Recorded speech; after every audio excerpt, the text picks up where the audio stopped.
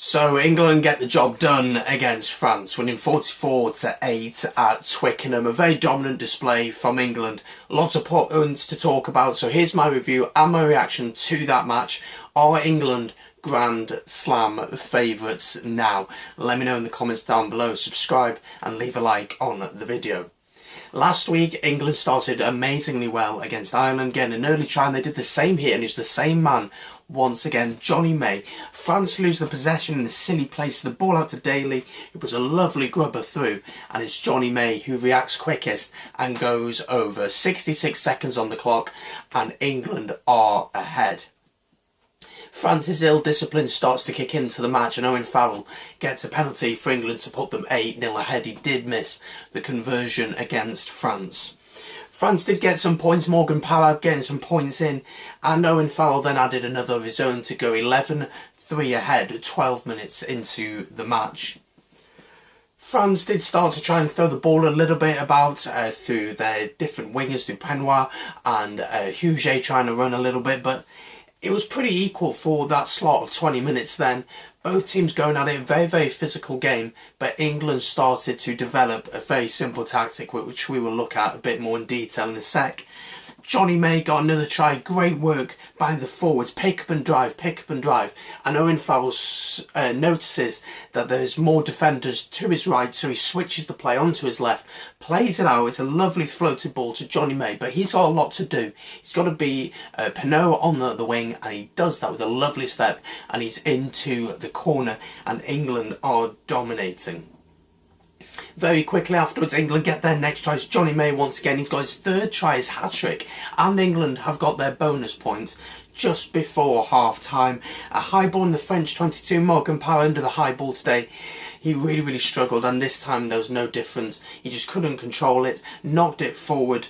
It was pretty easy. Ashton picked it up, and he had good awareness actually to see that the grubber was on, played the grubber through, and Johnny May went on to it. A lovely pick-up from him, but the French teams seem to think there might have been a penalty or something like that, because they all just stopped. All of a sudden May ran through and nobody challenging him at all. So I don't know if there's a miscommunication between the players and the refs or between the team, I don't know. But France seemed to stop, but England were dominant at this point, 23 points to 3.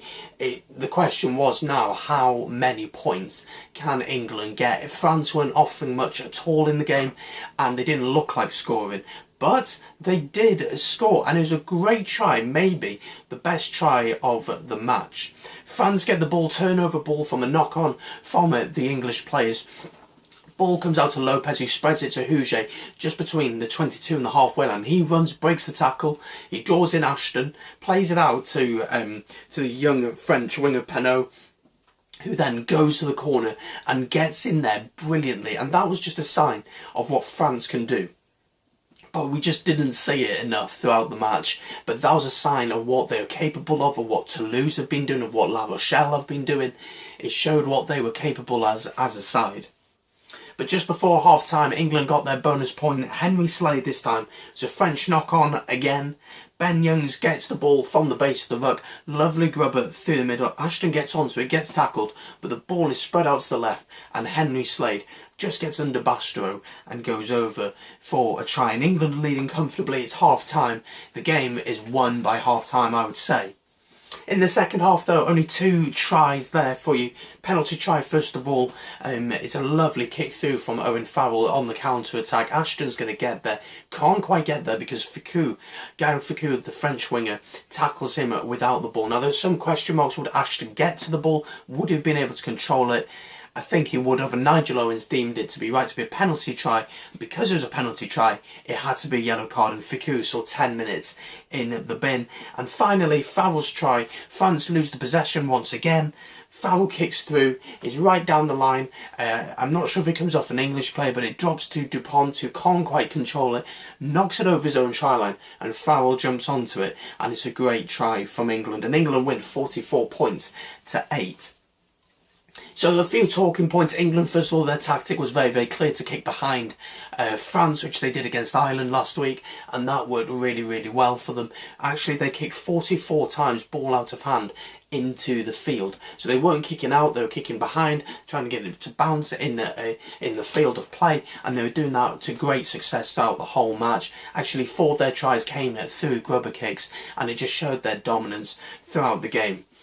England as well physically dominated the match. Courtney Lawes put a tackle on Matteo Bastero and absolutely shoved him back maybe about 5 metres, and England were just so much more dominant at the breakdown and physically dominant. France did show some sparks of what they can do. When they started to throw the ball about, offload properly, they started to build momentum, but it was always the final ball or the decision making at the end of the move or the final execution that was missing.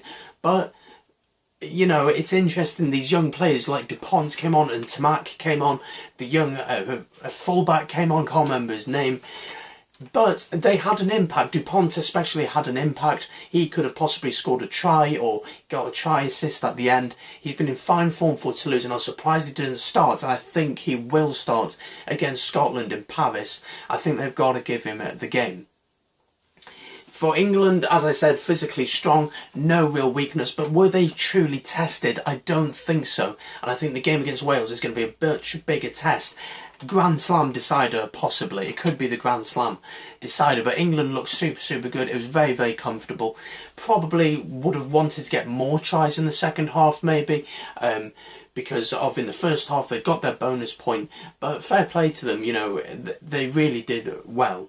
Owen Farrell for me was man of the match, dictated the game brilliantly, controlled the game with his kicking and his passing and his tackling and everything that he did. He was fantastic throughout the match. One or two little things to talk about. Kyle Sinclair maybe will consider himself lucky to have been on the field of play after whacking the French second row on the head. A penalty, according to Nigel Owens. Personally, I would have given a yellow, and I would have said 10 minutes off in the bin. Would have made much difference? I don't think so, to be honest. Maybe questions about Farrell's try. Was it off the Frenchman or was it off Ashton? But yeah, I do think it was off Dupont, so I do think it should have stayed. But it was an interesting game, and France showed glimpses of what they can do against Scotland at home. It's going to be tough because Scotland are good. England now travel to Cardiff, which will be really, really interesting to see how they can do. But there we go, that's my review and my reaction to England's win at Twickenham to make it 2 out of 2. The Grand Slam is still on for them. Can they do it? Let me know in the comments down below. The Rugby podcast, looking back at the weekend's action with Kyle from Stargiller G-Star, will be out tomorrow morning. So make sure to be subscribed and hit the notifications bell so you don't miss out on that one. Thank you very much for watching, and I'll see you soon on Bis Rugby.